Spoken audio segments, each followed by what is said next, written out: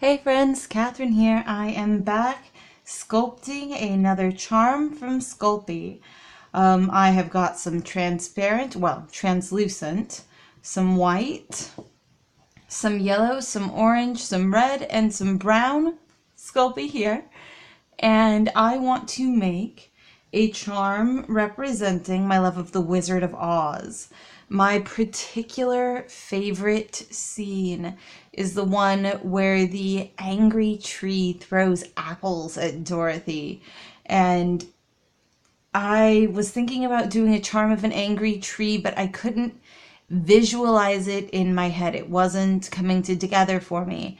And then I realized what I really wanted to do was an angry apple. So I'm going to make an angry apple because if the tree is angry and the apple doesn't fall far from the tree, then the apple's going to be angry too. At least that's what I think. Let's divide this translucent clay up into parts, like something resembling thirds. And then, actually, you know what? Before we divide it up into thirds, let's mix some white into it, I think, first thing. Because I'm going to...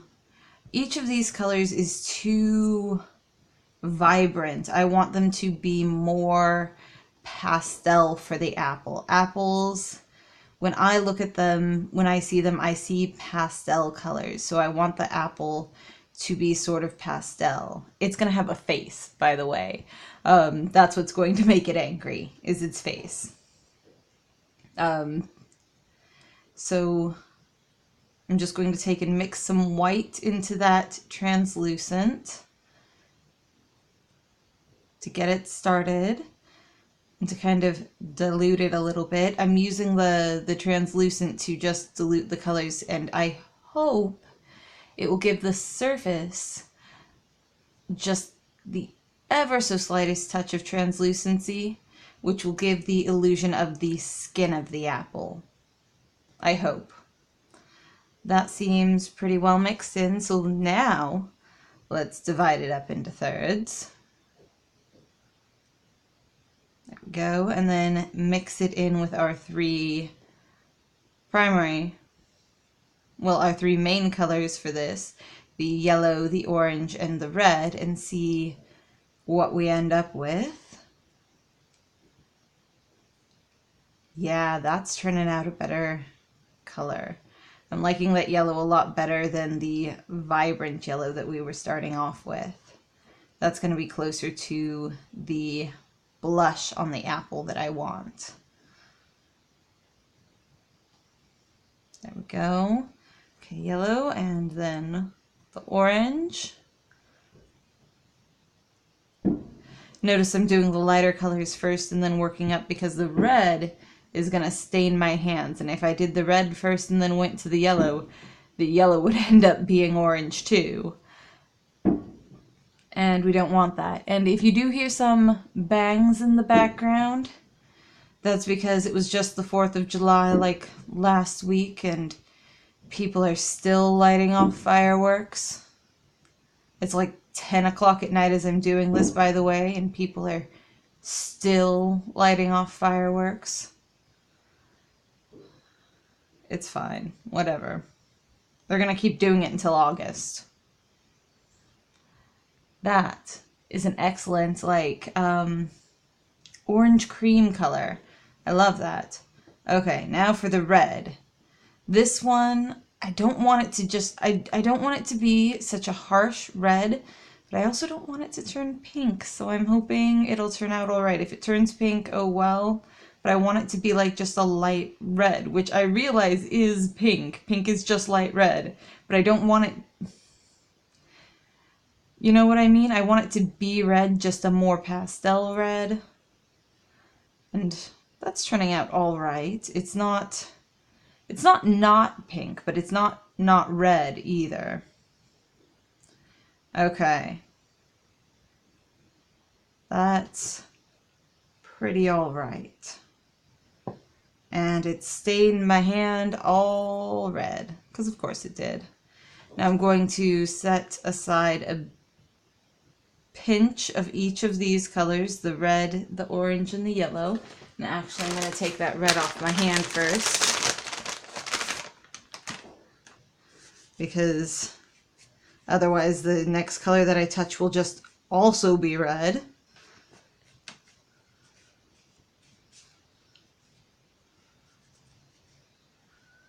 There we go. And then a pinch off of there, and a pinch off of there. And then what I'm going to do is just take these three, red, orange, and yellow, and just kind of mush them together a little bit. I don't really want them to swirl, but I do want them to kind of blush around the edges of the apple. Maybe push the orange towards the middle a little bit, bring the red out if I can, and that's pretty alright. And then I'm going to take and roll it into a ball, because we're making an apple shape. And then, well, it's more zigzaggy than I wanted it to be. Oh well. We will just choose our battles for it. And then we're going to press a dimple into the top and a dimple into the bottom, and then just kind of rock. I'm using a skewer to press these dimples in. Rock it outward at the bottom to make the little feet of the apple, because apples have feet. And I might have pressed that a little too deep. Oh well. It'll work out.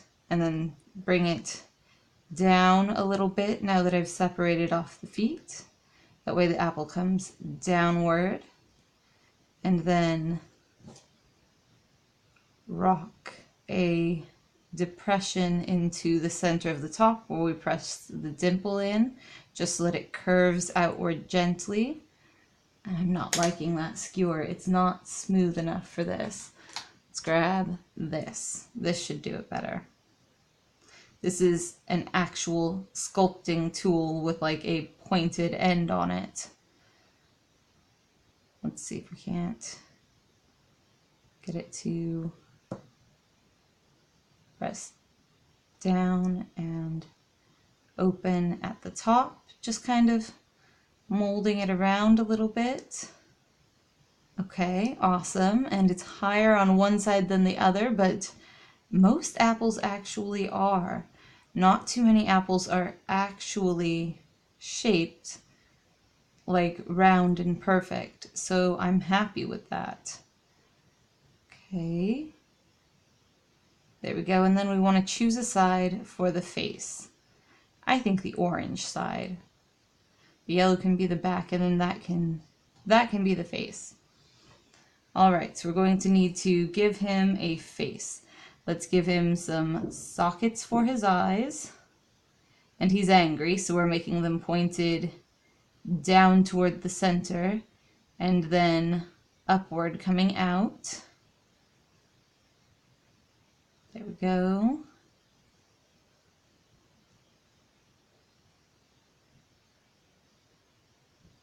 He is a angry apple.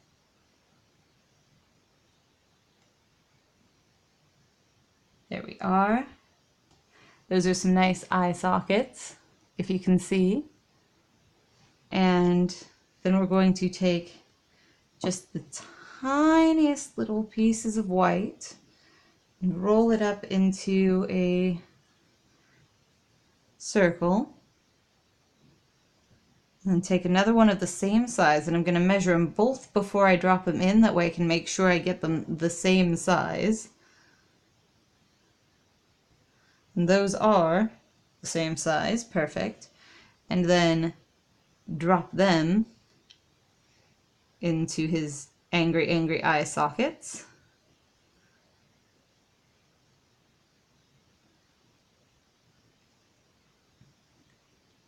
There we go. Then he needs a nose. I'm thinking a red nose. So let's grab like that much clay and kind of shape it into a triangle.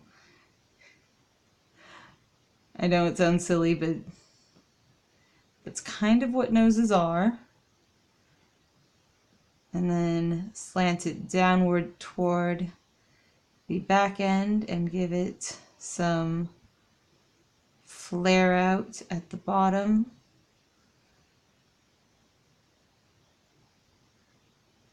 And bring it up and around, and I want it to be kind of a wide nose, and I'm just gonna keep fiddling with it until it's the shape that I want. And that should do it. Now I just have to get it up off my finger without destroying it. Maybe like that. There we go. Okay, so looks sort of like that. And then we just take and plop that down right in the center of his face, right up between his eyes, nice and angrily. And then we're going to open up his mouth. He is going to be yelling, or well, sort of yelling. We're going to drop his lip down and bring it kind of open like that for a mouth, and then he needs to be frowning more so it doesn't look like he's worried, it looks like he's angry. Goal is to make him angry. There we go, sort of like that maybe.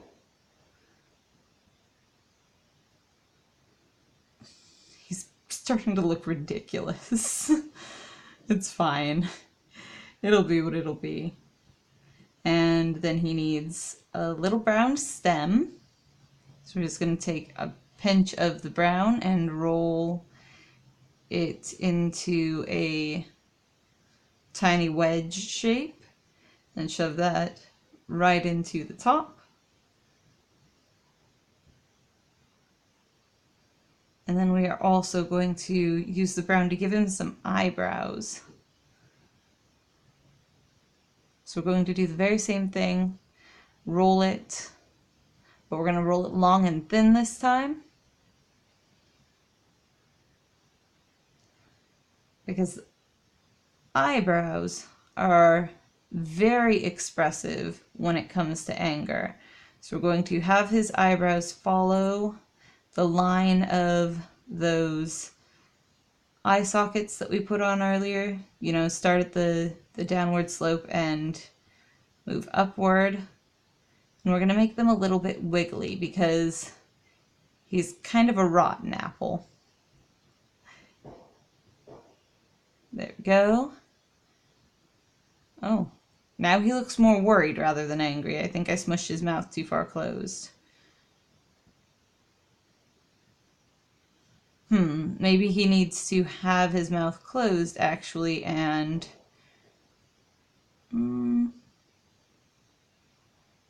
let's see.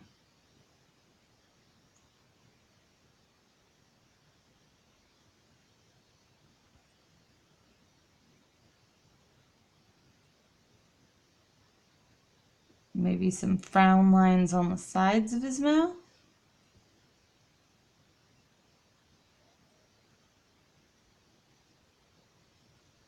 Yeah.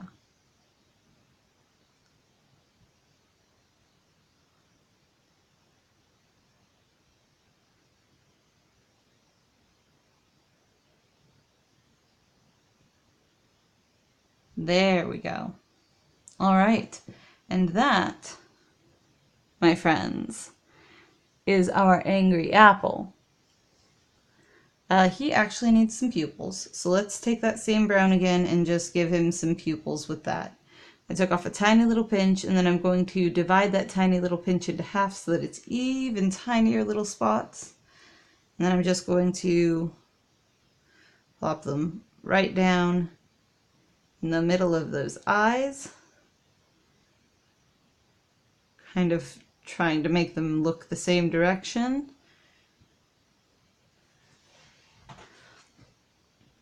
And maybe straighten out his nose a little bit. It's gone a little crooked.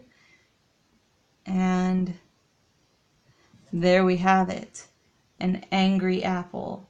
I'm still not entirely satisfied with this mouth, but I don't know what else that I could do to make it express more anger. Got the frown lines.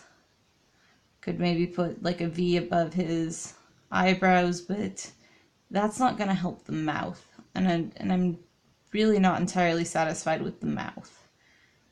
But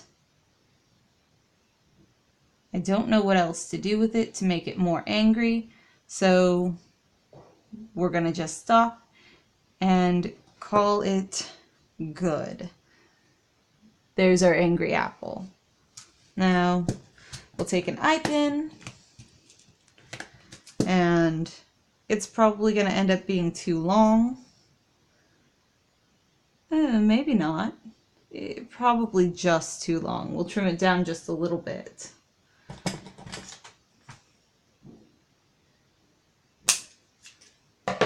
There we go. Okay, and then just drop the eye pin right down the center of the stem there.